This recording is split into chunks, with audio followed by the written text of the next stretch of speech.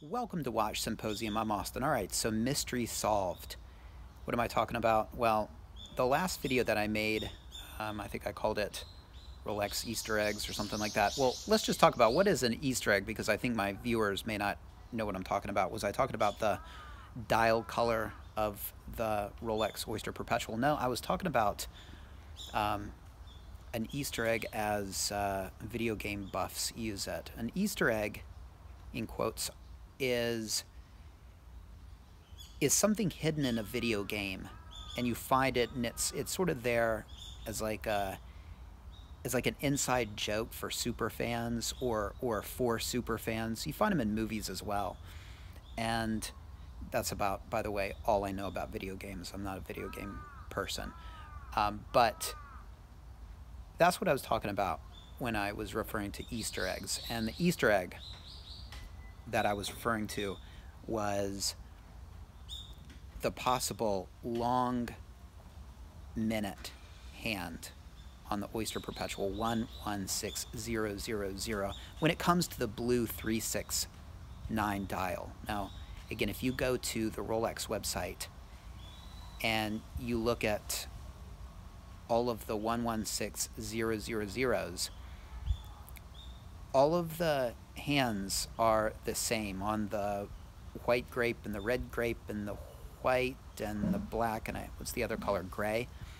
But if you look on the blue dialed 369, you'll see that the minute and hour hand are a little longer, and I thought that was the Easter egg. And one of those things that Rolex does for super fans, 10 years down the road, these Easter eggs can make a collector go crazy. And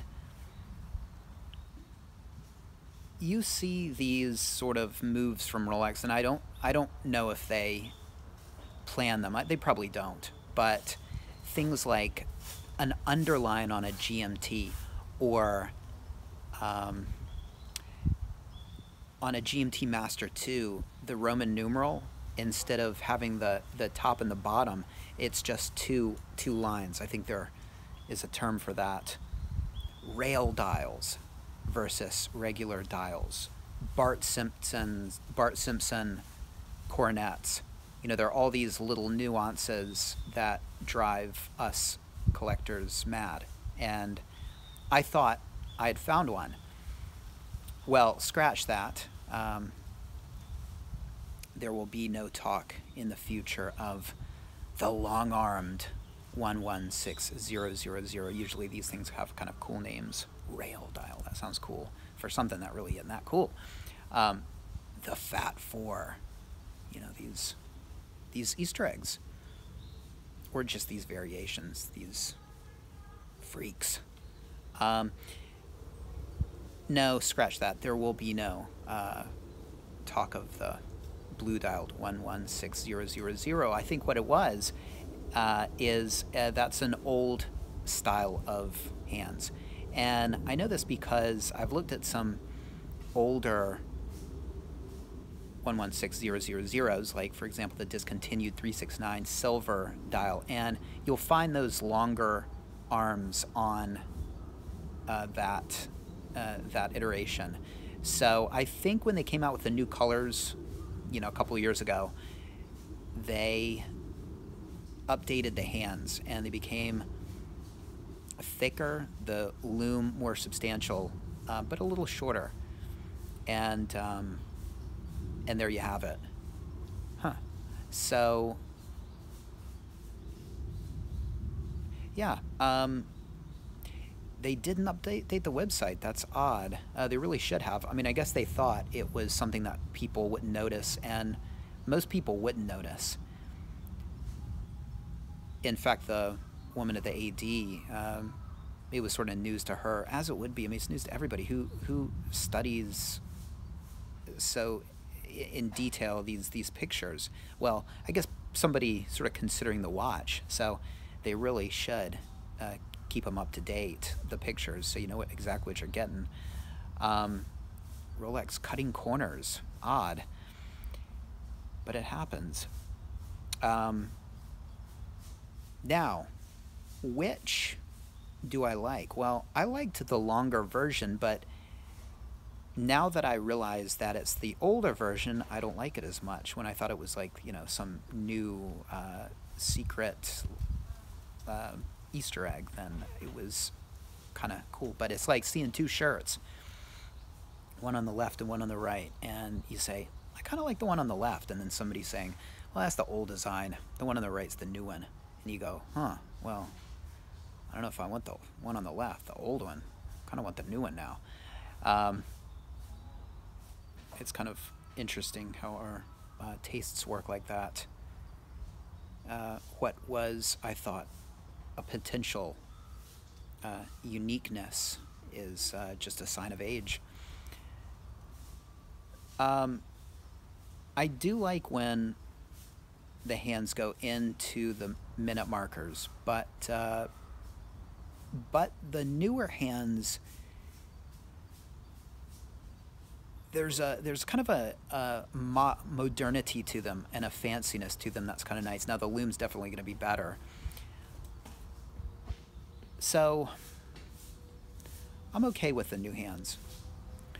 When you, and this is, I'm going off on a bit of a tangent here, but when you go to the Rolex website, you probably don't spend a lot of time there, and I didn't before I started really looking at this Oyster Perpetual. But there's a lot to see. There's a lot to see, and the details that are there for the discovering are many. Just looking at the Oyster Perpetual, the 34 millimeter and the 36 millimeter blue 369, they're very similar. But if you look at the 34 millimeter, the minute hand does go into the minute markers, and so that could be a plus. But there's a trade-off, because if you notice, and check it out, the 369 does not have loom. Okay, it does on the 36 millimeter. So the 36 millimeter is more dial style, like the modern Explorer, and whereas the 34 millimeter 369 dial is more like the older Explorer with a shorter hand with a solid white gold 369 indices. I much prefer the ones with the loom. So that's a small difference that you might not notice if you're not really looking carefully. Yeah, there's a lot to notice as far as the little nuances of these watches, and yeah, it's something I've realized as of late. While I'm talking about Oyster Perpetuals, let me just talk about the 39 millimeter, because people are asking, why aren't you going to go the 39 millimeter if you go for an Oyster Perpetual? Well, first of all, it's too big. It's just a little ungainly. I mean, 39 and 40, if it's got a movable bezel like this, I think it's perfect. But if it's a smooth bezel and there's nothing on it, then I really think 36 is the sweet spot. Fits my wrist perfectly as well. But, the 34, I'd go 34 before I'd go 39. I think 36 would be my top. 34, totally okay. And 39 just a little too big. For bigger guys, I think it'd be perfect. Now, you get a better movement. You get the 31, 32 movement, which is the exact same movement that's in the contemporary Explorer. It's got the blue parachrome spring and the Paraflex shock absorbers. People are sweeping around here if you're curious, if you want to know what that is.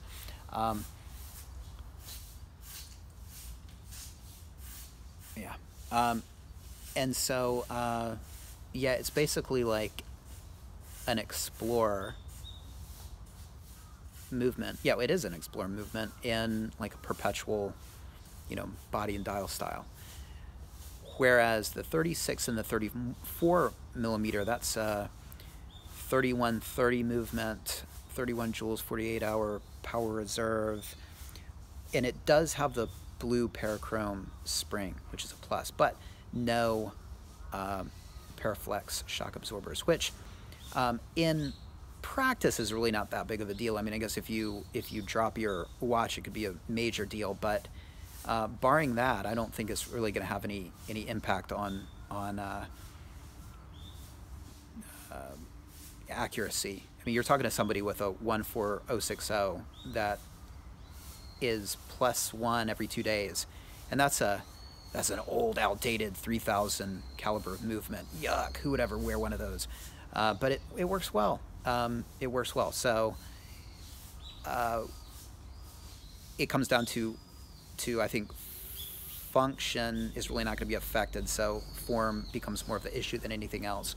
And the 39mm, they're beautiful, fantastic watches, but just a little too big.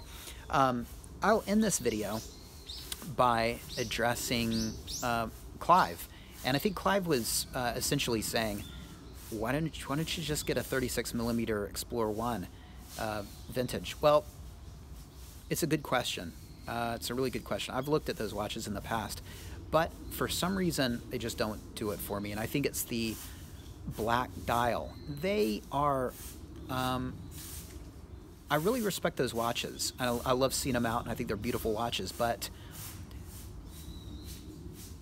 the blue color on the dial is really appealing to me, and whereas the black is sort of, it just doesn't do it for me. And in fact, let's go off on another kind of fun tangent. There was a 116000 black dialed 369 Oyster Perpetual in Japan only.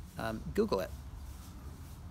Oyster Perpetual 116000 black dial Japan Limited. You'll be able to see pictures of it. And it came out in, I think, 2009, and it was a Japanese only release. Now that would be really cool to find one of those, but you know, if you found one in the gray market here, they're up on their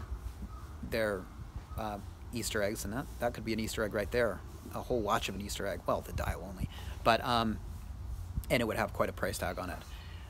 But that would be cool. That would be cool to have a unique watch like that. But if I was faced with the blue dial or that rare black dial, obviously I'd get the black dial because it would be so rare and special, but all things being equal, the blue just, I need some color in my life. I'm a black and white guy, right? The only blue I've got in my life is this Orient Blue Mako, but as far as Rolex goes, I'm monochrome